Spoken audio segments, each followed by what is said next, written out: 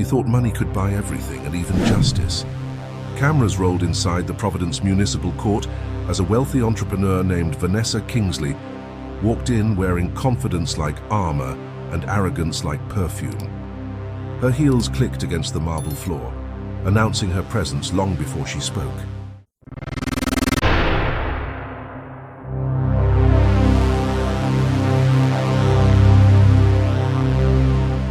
When the case was called, Vanessa barely looked up from her phone. The clerk read her violation, 27 miles over the limit in a residential zone, the kind of speed that could end a life. The officer's note added something unusual. Driver refused to cooperate, claimed to know people in high places. The courtroom murmured, but Judge Caprio's face didn't change. He'd seen pride before, but there was something different in her, a calm superiority that dared him to challenge her. "Good morning, Miss Kingsley," he said evenly. She smiled without warmth. "Let's make this quick. I'm running late for a board meeting." And just like that, the tone was set. A collision course between entitlement and accountability, about to unfold before a live audience. What Vanessa didn't know, and what viewers would soon learn, was that this wasn't just about speeding. Hidden in the officer's report was something she didn't expect anyone to mention, something she thought she'd erased. But Judge Caprio had read it. And before this hearing was over, her entire image, her brand, her confidence, her mask, would begin to crumble in front of everyone, because this story isn't just about a fine. It's about the moment a woman who thought she owned the world learned that real authority doesn't wear designer clothes. It wears a robe and carries patience sharper than any punishment. Before we continue, tell us where you're watching from. Because this story of arrogance meeting justice speaks to anyone who's ever wished the powerful could finally be held accountable. Wednesday morning, 10:00 a.m., Providence Municipal Court. The sunlight slanted through the high courtroom windows, illuminating the seal of justice behind Judge Frank Caprio. It was supposed to be an ordinary day. Dozens of minor traffic cases, the usual apologies, the routine words, "Be careful next time." But the moment Vanessa Kingsley entered, the energy shifted. Courtroom staff exchanged quiet glances. Even the bailiff leaned toward the judge and whispered, "Your Honor, this one might be difficult." Vanessa didn't walk, she arrived. Designer sunglasses perched on her head, a silk blazer worth more than most cars in the parking lot, and a phone she couldn't seem to put down. Every step radiated dismissal, as if the air itself owed her space. She glanced at the rows of ordinary people waiting for their cases, the single mothers, delivery drivers, retired veterans, and smirked. To her, they were the background to her inconvenience. Judge Caprio adjusted his glasses, reading the officer's report. Citation, 57 miles per hour in a 30-zone residential area. Defendant reportedly argumentative, refused to sign the citation, stated she had important places to be. His tone was calm, but each word was deliberate, measured, like a scale slowly weighing character. "Miss Kingsley," he began, "please step forward." She didn't move. "Can we make this quick? I have investors waiting." The courtroom rustled with uneasy laughter. Everyone could feel the tension between her arrogance and the judge's quiet authority. Caprio leaned forward slightly, eyes never leaving her face. "In this courtroom, Miss Kingsley, everyone waits their turns, including you." She sighed, tossed her phone into her bag with theatrical annoyance, and walked up to the stand. "Fine, I was speeding. Let's just pay it and move on. I really don't see why this is such a big deal." Her words hung in the air, sharp and careless.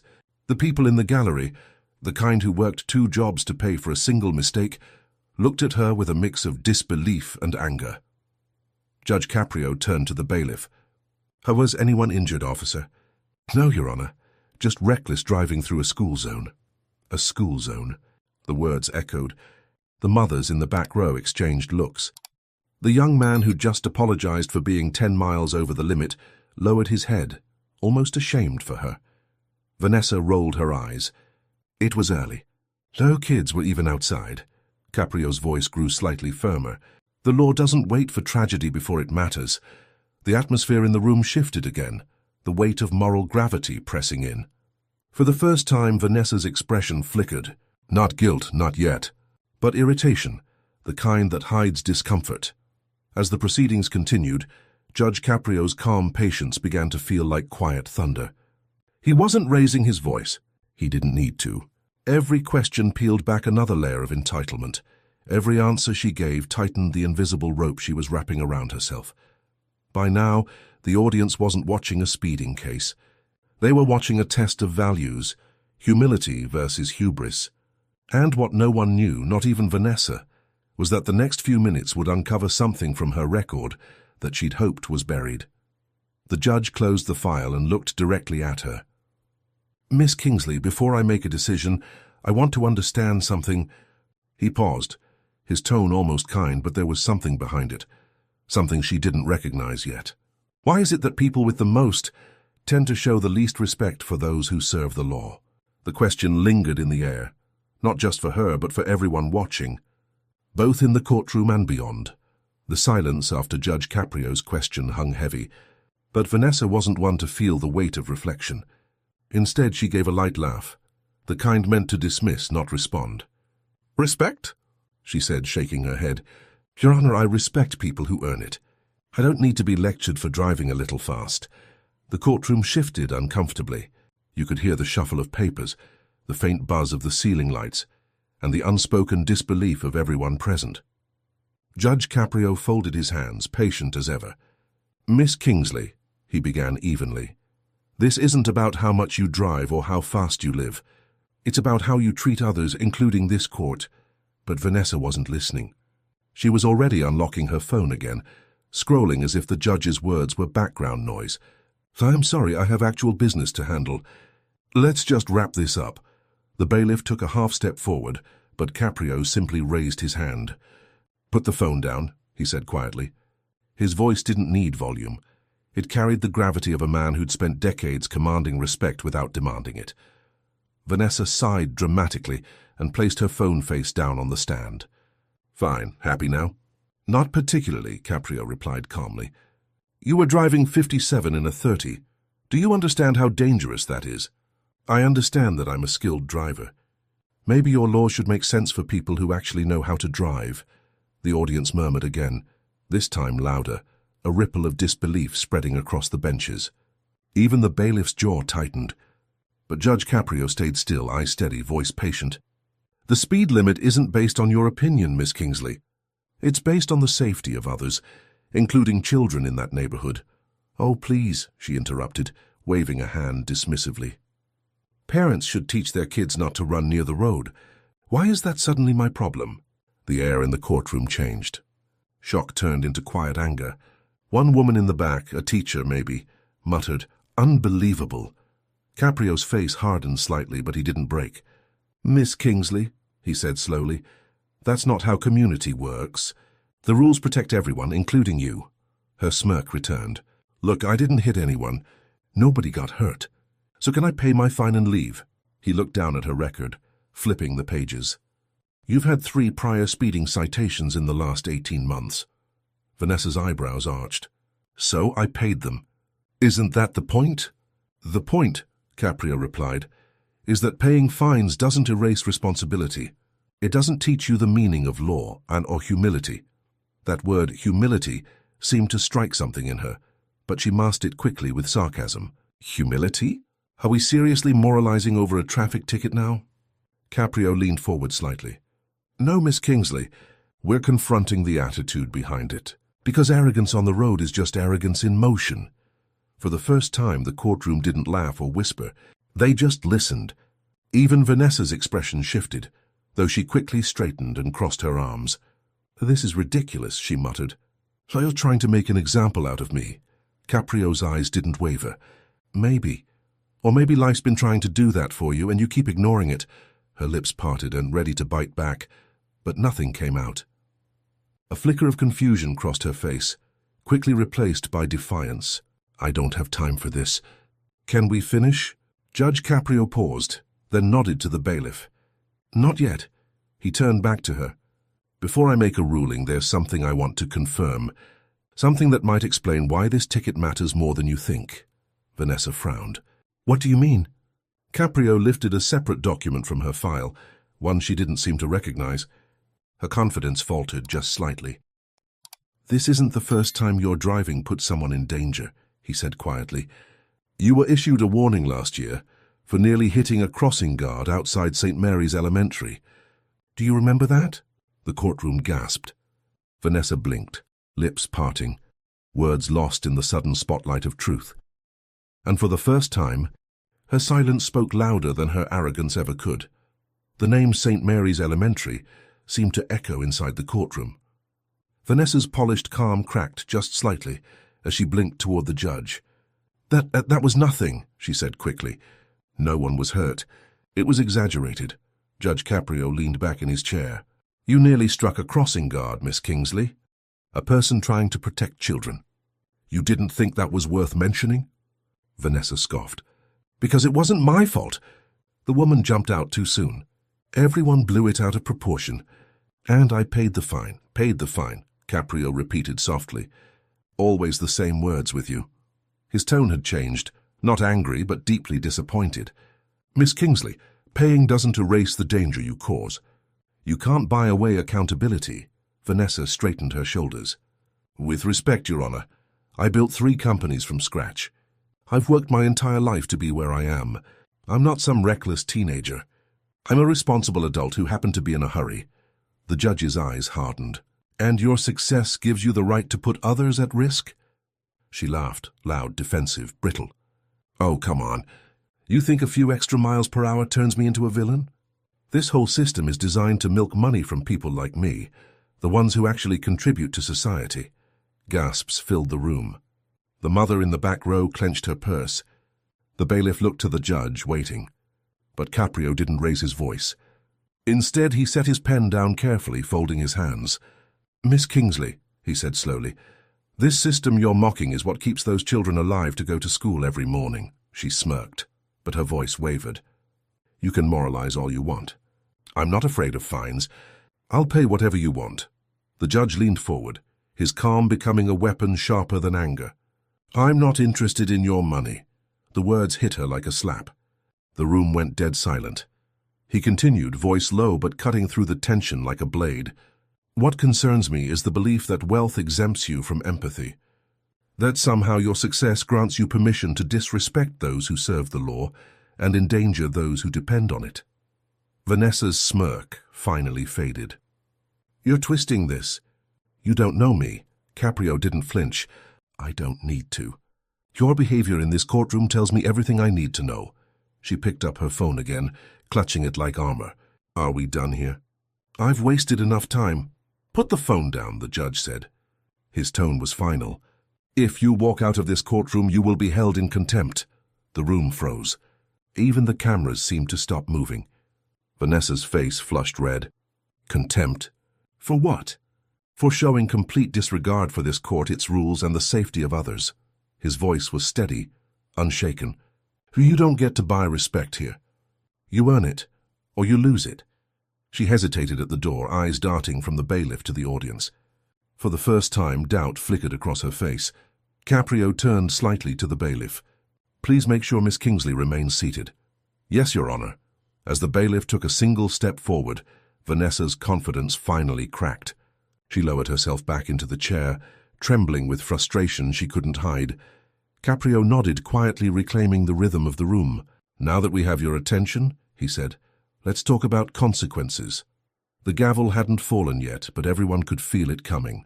The courtroom felt like it had stopped breathing. Vanessa's silence was no longer pride. It was panic disguised as poise. The same woman who had strutted in like a queen now stood cornered, her confidence slipping through her fingers.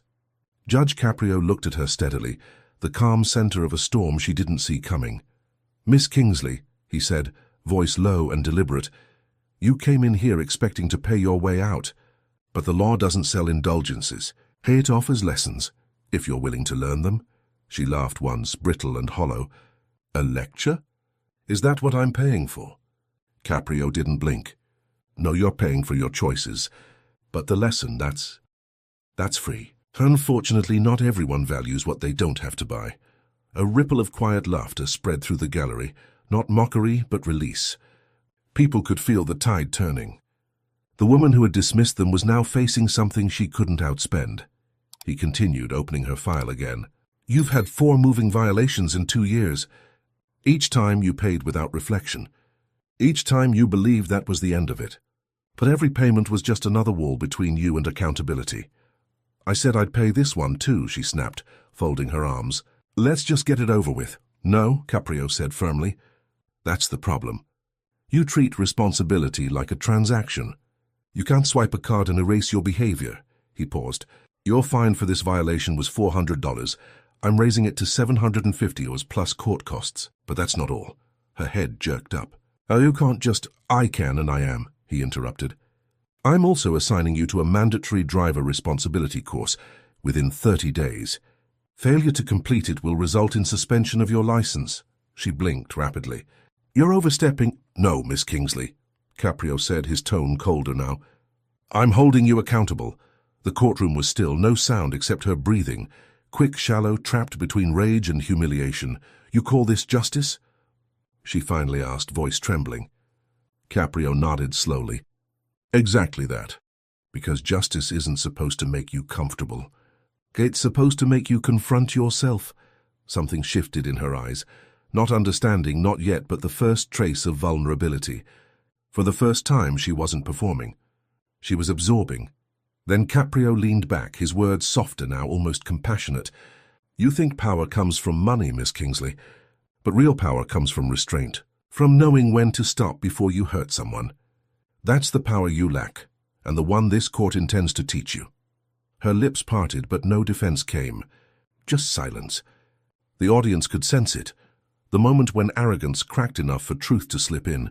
He lifted his gavel but didn't bring it down yet. I hope you understand that what's happening here isn't punishment. It's a reminder that laws exist because lives matter. Vanessa looked down for the first time since the hearing began. The marble floor beneath her expensive shoes suddenly looked very small and very real. If you believe justice should treat everyone equally, no matter their status, hit that like button and subscribe. Because what happens next will remind you why respect can't be bought, only earned. For the first time, Vanessa wasn't standing above anyone. She was standing alone. The courtroom that once felt beneath her now felt like the only place left to face herself. Judge Caprio didn't speak for a moment. He let the silence do what money never could, make her listen. Miss Kingsley, he finally said, you've spent this entire hearing proving that you know how to build an empire. But you haven't shown that you know how to be part of a community. Vanessa blinked, trying to swallow the lump rising in her throat. A community? She echoed, as if the word was foreign. Yes, Caprio said softly. The people who obey the same laws you break. The people whose taxes maintain the roads you speed through. The parents whose children you endangered, when you decided your schedule mattered more than their safety. Every word landed heavy but calm, not meant to humiliate, but to awaken. The camera zoomed in slightly, as if the lens itself could feel the gravity of the moment. She looked down. I didn't mean to disrespect anyone. You didn't have to mean it, Caprio replied. Disrespect doesn't need intention. It needs indifference. And that's what you've shown. Indifference to rules, to safety, to people. Her voice cracked. I just wanted to move on with my day. Caprio nodded slowly. And so does everyone else who comes in here. But they face consequences without arrogance. They stand where you stand and they own their mistakes. They don't hide behind status. Something inside her finally broke. The sharpness drained from her tone. I suppose. I just assumed this was like every other ticket. It isn't, he said firmly. This one came with a mirror. And when people like you look into it, they often see the one thing they can't buy, humility. A ripple of emotion swept through the audience. The same people she once looked down on now looked at her not with contempt, but quiet empathy. They'd all been humbled by life at some point, and now it was her turn. Caprio leaned forward, his voice steady and human. Miss Kingsley, I don't dislike you. I dislike what entitlement does to people. It builds walls so high that you stop seeing others. But the truth is every wall eventually cracks, and sometimes a courtroom is where that happens. Vanessa's eyes glistened. She tried to speak, but her words trembled. I understand. Caprio nodded gently. Good, because understanding is the first step toward change. He closed her file with a quiet thud, not as judgment, but as closure. Your fine stands. Your driver course stands, but what happens after today depends on whether this moment means something to you." She nodded, her voice barely above a whisper. "It does." Caprio studied her for a moment, then gave a small, almost imperceptible smile. Then maybe this wasn't a punishment after all. The tension that had hung over the courtroom for nearly an hour began to ease. Vanessa took a slow breath, not the shallow kind of impatience, but the deep kind that comes from surrender. She didn't walk out a winner. She walked out a human being who had finally been reminded what that meant. And, for everyone watching, inside that courtroom, and on screens across the world, it was clear that something far more important than a verdict had just taken place, because sometimes justice doesn't roar. It simply teaches. When Vanessa finally stepped away from the bench, something was different. Her stride, once loud and commanding, had softened. The sound of her heels no longer echoed through the courtroom like defiance. It faded like reflection. The people who had watched her unravel weren't cheering or mocking. They were quiet, thoughtful, almost reverent. Because they'd just witnessed something money couldn't buy: transformation. Judge Caprio remained seated, watching her sign the paperwork with steady hands that trembled just enough to reveal her humanity. "Miss Kingsley," he said gently, "you may pay your fine now." She nodded. "Yes, Your Honor." "And before you go," he added, "remember what I told you, is this courtroom doesn't measure success in dollars. It measures it in character." Her eyes lifted. "I understand." He smiled, that small, patient smile that had humbled thousands before her. Then maybe today wasn't about punishment. Maybe it was about a restart. As she turned toward the exit, the camera lingered on her face. No arrogance, no superiority, only the faint look of a woman realizing that humility isn't weakness. It's wisdom rediscovered. The doors closed behind her, and with them, the lesson remained. The narrator's voice returned, low and steady. In a world where people mistake wealth for worth, Judge Caprio reminded us that real justice doesn't need to shout. It simply stands firm. Vanessa Kingsley walked in rich, but she walked out richer, not in money but in truth. Because sometimes, the most valuable thing a courtroom can give isn't a fine, it's a mirror. The final line lingered with quiet power. When you rise high enough to look down on others, remember, respect is what keeps you from falling. If this story moved you, subscribe to Judge Stories YT, where real authority meets real humility, and where every courtroom moment reminds us that character will always be worth more than cash.